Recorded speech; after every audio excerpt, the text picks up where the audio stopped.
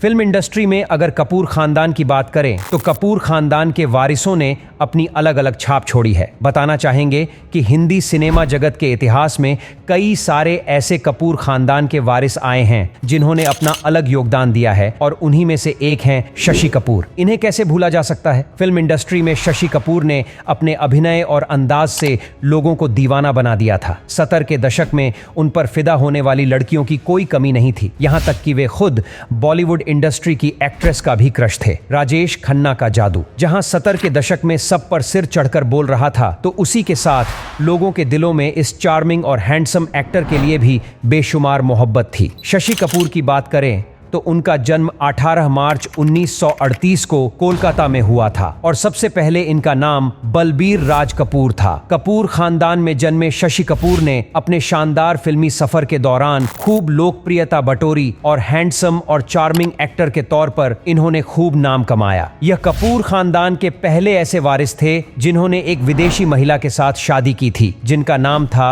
Jennifer. Jennifer के साथ अपने रिश्ते को लेकर काफी ज्यादा चर्चाओं में रहे और अपनी पत्नी से इनके 3 बच्चे हुए। हिंदी सिनेमा जगत के इतिहास में जो इन्होंने योगदान दिया है उसके फलस्वरूप 2011 में इन्हें पद्म विभूषण से भी नवाजा गया और दादा साहब फाल्के अवार्ड इन्हें 2014 में मिला। लेकिन बदकिस्मती की वजह से 4 दिसंबर 2017 को मुंबई के महाराष्ट्र में इनका देहांत हो गया। भले ही आज हमारे बीच में नहीं है, लेकिन इनके शानदार फिल्मी सफर को देखने के बाद हर कोई इनका दीवाना हो जाता है। शशि कपूर की बात करें तो अपने दौर के सबसे बड़े सुपरस्टार में से एक थे जिनके आगे कोई भी नहीं टिकता था। चलिए आज हम आपको बताते हैं शशि कपूर के उस दौर के बारे में जहां पर इस अभिनेता को सबसे बुरा दौर देखने को मिला, या साफ शब्दों में कहें कि इस अभिनेता ने जीते जी नरक देख लिया था। कई सुपरहिट फिल्मों में काम करने वाले शशि कपूर ने अपने लाइफ में कुछ ऐसी गलतियां भी की थीं जिनकी वजह से उन्हें आर्थिक नुकसान उठाना पड़ा था। उनकी हालत इतनी खराब हो गई थी कि वह कंगाल हो गए। उनके नाम के पीछे भी एक दिलचस्प किस्सा छुपा हुआ है। कोलकाता में जन्मे शशि का असली नाम बलबीर राज कपूर था, लेकिन उन्हें पहचान मिली शशि के नाम से। दरअसल ये नाम फिल्म इंडस्ट्री में नहीं बल्कि उनकी मां ने दिया था। उन्हें बलबीर राज से चिढ़ थी। सबसे छोटे होने की वजह से शशि कपूर के अंकल आंटी उन्हें नेपोलियन कहकर थे और उन्हें अपना घर का सामान बेचकर गुजारा करना पड़ा था। खबरों की माने तो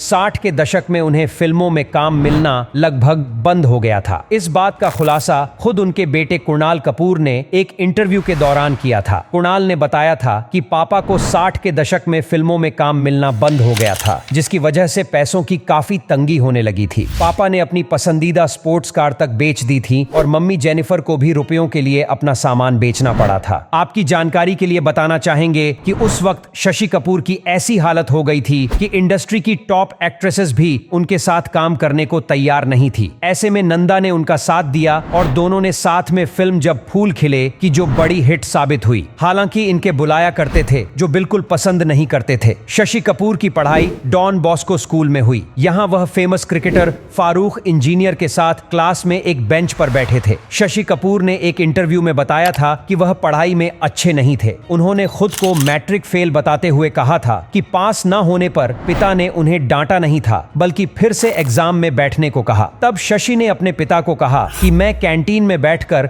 उनका पैसा बर्बाद नहीं करना चाहता। इसी के साथ ही अगर उनके फिल्मी सफर की शुरुआत की बात करें तो 1953 में शशि कपूर थिएटर से जू गए थे। उन्हें पहली तनख्वाह के रूप में 75 रुपए मिले थे, जो उस दौर के लिहाज से काफी बड़ी रकम हुआ करती थी। वे खानदान के पहले ऐसे शख्स थे जिन्होंने विदेशी महिला से शादी की थी और इसको भी लेकर काफी बवाल हुआ था। शशि कपूर ने शेक्सपियर नाम से एक थिएटर ग्रुप ज्वाइन किया था जिसे जेफरी कैंडल चलाते थे। इन्हीं की बेटी थी जेनिफर कैंडल। शशि और जेनिफर की मुलाकात और प्यार परवान चढ़ने लगा। शशि शुरुआत से ही अपने जीवन को लेकर काफी सहज थे। उन्होंने कम उम्र में ही डिसाइड कर लिया था कि उन्हें शादी करनी है और मेहनत करके पैसे कमाने हैं। इसलिए 18 साल की उम्र में ही अपने से 4 साल बड़ी जेनिफर कैंडल से शादी करने के लिए तैयार हो गए थे। उन्होंने एक इंटरव्यू के दौरान इस बारे में बताया था कि तीनों भाइयों शशि कपूर, शम्मी कपूर, राज कपूर में सिर्फ मैं ही था जो अपने भविष्य को लेकर पूरी तरह निश्चित था, फिर चाहे वो प्यार हो, शादी हो